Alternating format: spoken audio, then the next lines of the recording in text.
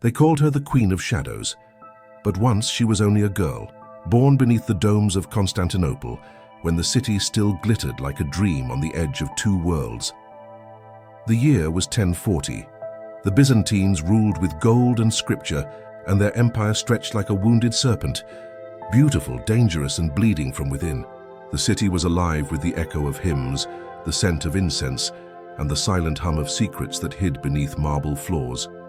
In the heart of this city stood a child of contradictions, Helena of Trebizond, daughter of a minor noble, too clever for her place, too fearless for her time.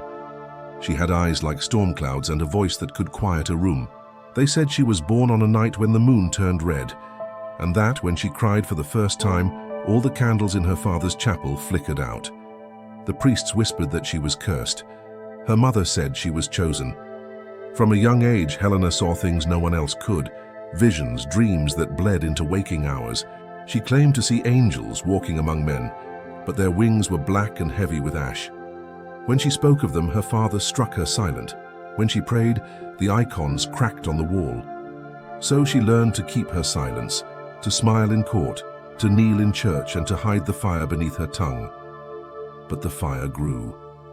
At 15, she was sent to the imperial court as a lady-in-waiting to Empress Zoe Porphyrogenita, the most powerful woman in the empire, a woman whispered to have bathed in milk and poison alike. The palace was a labyrinth of silks and daggers, and Helena learned quickly. In Constantinople, faith was a weapon and beauty was its sheath. The courtiers mocked her for her strange silences. They called her the Crow.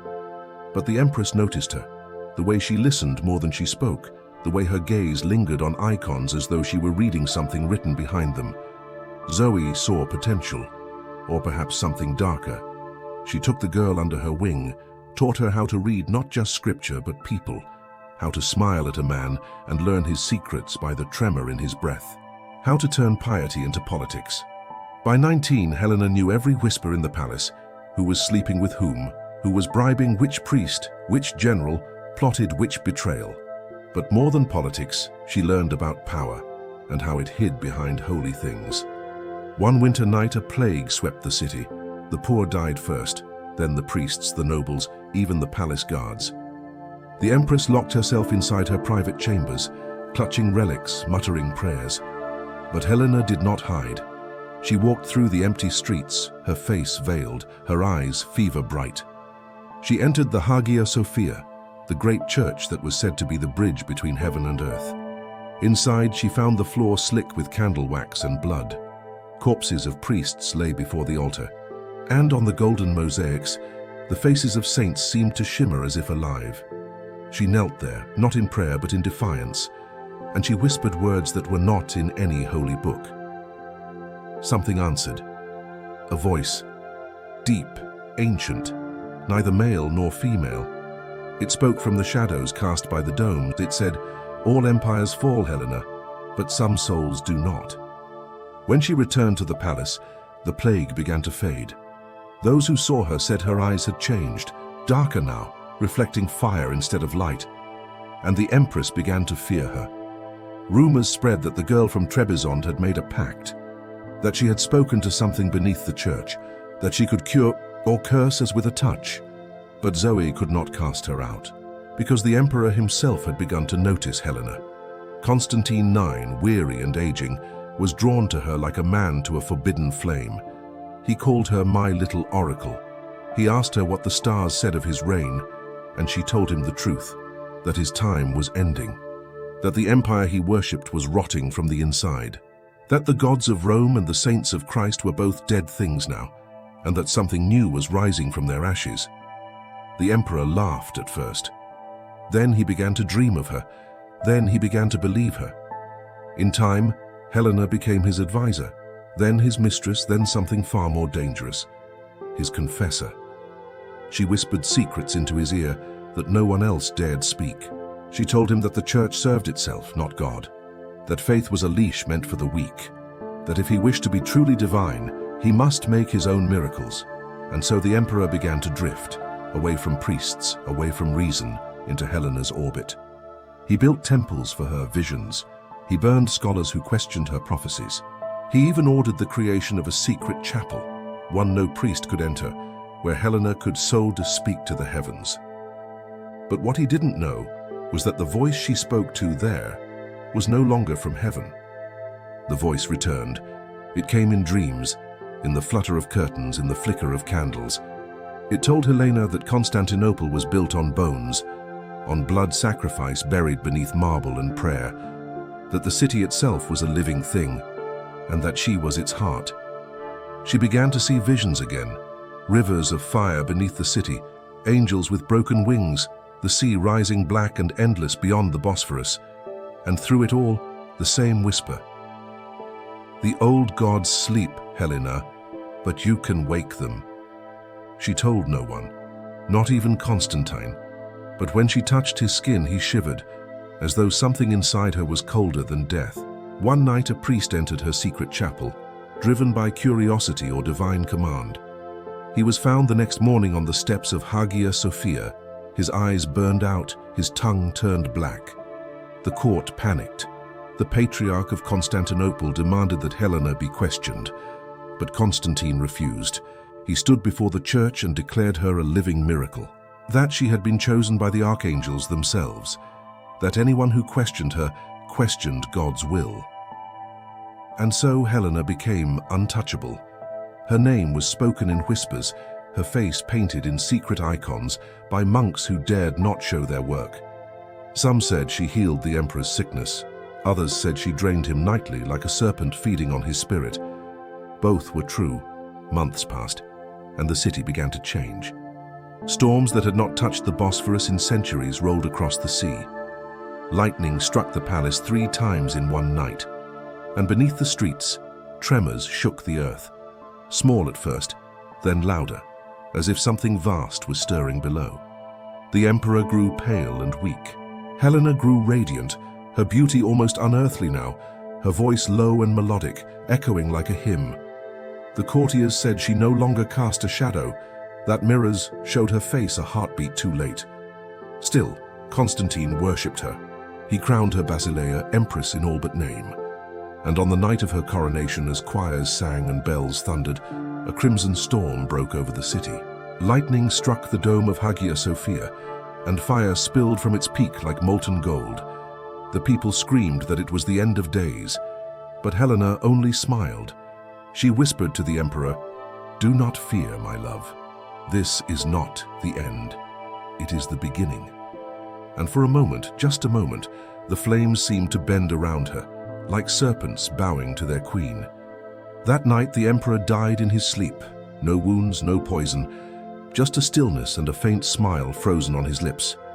The court declared it a peaceful death. But the guards who stood outside his chamber swore they had heard chanting, low, rhythmic, and in no tongue known to man. When they burst in, Helena was standing over his body, her hands covered in oil and blood. She said she had been praying. They believed her, or pretended to. By dawn, she had taken control of the palace. She ordered the priests to burn every relic in Constantine's chapel. She demanded silence from the Patriarch, and from the city's highest tower, she gave her first decree as empress. "No god shall be named in my city without my blessing." The people gasped. The priests fled, but none dared defy her. Not yet. And then the omens began. The sea turned black for 3 nights. The moon vanished. Birds fell dead from the sky. And in the cisterns beneath the city, the water ran red as wine. The old monks whispered that the queen had awakened something buried beneath Constantinople, something older than Rome, older than Christ. And those who listened closely at night claimed to hear it moving. The sound of chains, the sound of breath. Still Helena ruled. She held court beneath golden mosaics, her throne wrapped in silks and shadows. Ambassadors came from east and west, and all left shaken, some by her beauty, some by the feeling that her gaze had peeled them open. And yet as her power grew, so did her visions. She no longer dreamed of angels or demons, but of the city itself, whispering to her in the voices of the dead. It told her that every stone was bought with a soul, that every prayer was a contract, that faith itself was the empire's greatest curse. And one night, as thunder rolled over the city, Helena looked into the mirror in her chamber and saw not herself, but something wearing her face. It smiled, and she smiled back. They said her coronation marked the city's salvation. They were wrong. In truth, it was the moment Constantinople began to die. Weeks after Emperor Constantine's death, the city trembled under strange skies. The sun dimmed behind a veil of crimson clouds. The sea withdrew from the shores for a day and a night before crashing back, drowning half the harbor. And through it all, the new empress sat on her throne of silk and shadow, calm as marble. Helena no longer prayed. She listened. The voice that had once come to her in whispers now spoke in full. It filled her dreams, her veins, the silence between her heartbeats. Sometimes it was gentle, a murmur that sounded like the sea. Other times it thundered through her mind like the beating of war drums. It told her that the empire was a carcass, that faith had chained humanity for too long, that the gods were gone, and it was time for their replacements to rise. You, it said, are the new covenant. And Helena believed it. Her rule began in blood. The priests who defied her vanished. The patriarch who had dared to question her authority was found at dawn floating in the cistern beneath Hagia Sophia, his eyes filled with salt water and gold dust. The people called her the Witch Queen. Her enemies called her the Serpent in Silk. But her followers, and there were many, called her the Reborn Sophia. They said she carried the wisdom of heaven and the fire of hell, that through her the world would be remade. And so in secret, they gathered in candlelit chambers, nobles, soldiers, scholars, men who had lost faith in priests and kings alike. They drank wine mixed with their own blood and swore oaths to her name. They built altars not of crosses but of mirrors, each one reflecting her image. And Helena watched, smiling, as her cult grew like rot beneath the empire's skin. But power never comes without cost. Helena began to see things that should not exist, shapes moving behind the curtains, eyes blinking from the marble walls. When she bathed, the water shimmered black. When she slept, she dreamed of being watched by thousands of faces she didn't recognize, all whispering her name in voices made of dust. Sometimes she woke to find strange marks on her skin, circular, like seals pressed in ash. She covered them with gold bracelets and silks, but they multiplied, crawling up her arms, over her ribs, down her spine. They glowed faintly at night. And still she listened to the voice. Still she obeyed. One evening, as thunder echoed across the city, the voice told her, "Go below, to where the first stones were laid. The heart of the city beats there still."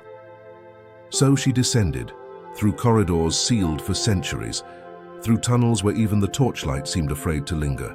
At last, she reached the Basilica Cistern, the underground cathedral of columns and dark water. There in the center stood two pillars carved with the faces of Medusa.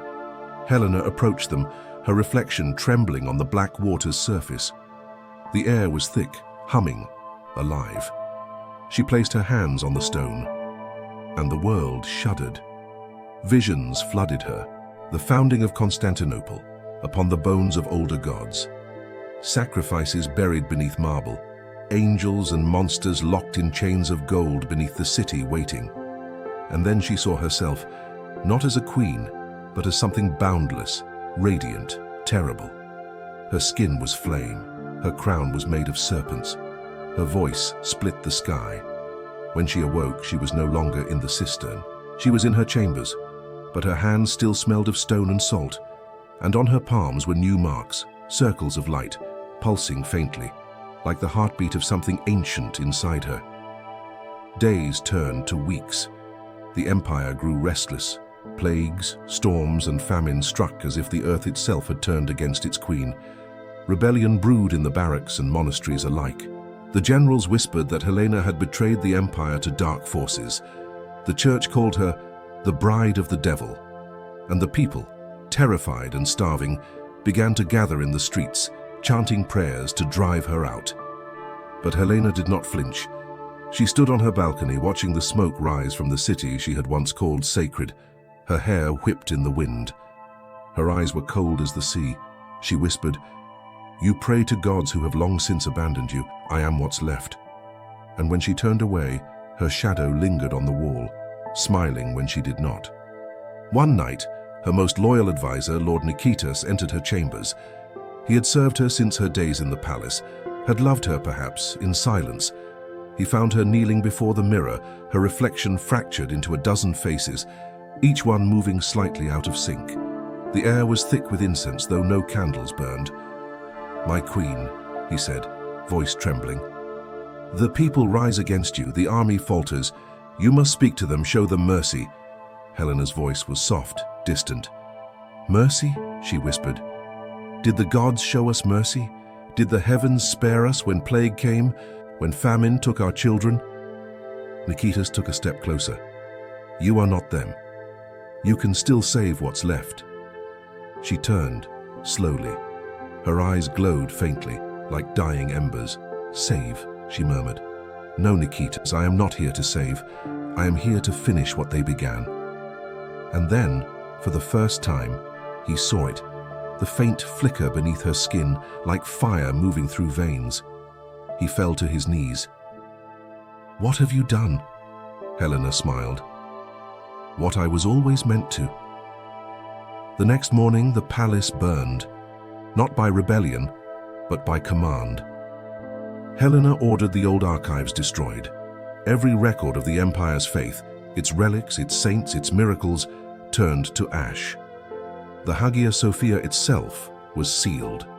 No prayers were allowed to echo within its walls again. Instead, she built a new altar in the great court, a pillar of obsidian and blood, carved with the same symbols that now marked her skin. Before it, she stood barefoot, arms outstretched as the sky turned black with smoke. Lightning cracked, the ground shook, and from the earth below came a sound, deep, low, almost like a sigh. The voice returned, louder than ever. "You have done well, my queen. The old order burns. Now, open the gates." But even as the heavens darkened, something shifted within Helena. A crack, a moment of silence amid the storm. For the first time, she looked upon the city not as its ruler, but as its daughter. The streets where she once played, the faces of her people, terrified, weeping, lost. And she wondered, had she freed them from their chains or forged new ones? That doubt, that single seed of remorse, was enough to change everything. Because the voice felt it. And it grew angry. "You hesitate," it hissed. "You were chosen to end them. Do not forget your purpose." Helena clenched her fists. Her blood burned like fire. But the memory of her mother's voice, soft, human, real, rose against it. "Chosen or cursed," she whispered, "I am still my own." That night, the rebellion reached the palace gates. The army turned. The bells of Hagia Sophia tolled, not in worship but in warning. As the mob stormed the square, Helena stood upon her balcony once more, the storm breaking overhead. The voice screamed within her, demanding obedience. "They are yours! End them!" But she only whispered back, "No, they are mine to love, not destroy." The lightning struck. The obsidian altar shattered. A wind tore through the city, cold and ancient, carrying with it a sound that was neither thunder nor scream, something older, vast, unending. The rebels found the palace empty. No trace of the Witch Queen, only the scent of sea salt and roses, and the faint echo of a heartbeat beneath the floor. For centuries they told stories of that night. Some said she was killed. Others said she was taken by angels or demons. But the truth lay deeper beneath the city she had awakened. In the flooded cisterns below Constantinople, the water still ripples without cause. And if you listen long enough, you can hear a voice, soft, distant, feminine. It says, "Empires fall, gods fade, but I remain." They call her a witch, a heretic, a queen who defied both heaven and hell. But perhaps she was something simpler, a woman who dared to love power more than salvation, a woman who learned that faith and madness are often the same thing. And though her name was erased from every scroll and scripture, her legend never truly died. Because in every empire that rises, in every ruler who believes themselves divine, the shadow of Helena of Trebizond stirs again, waiting, patient, eternal.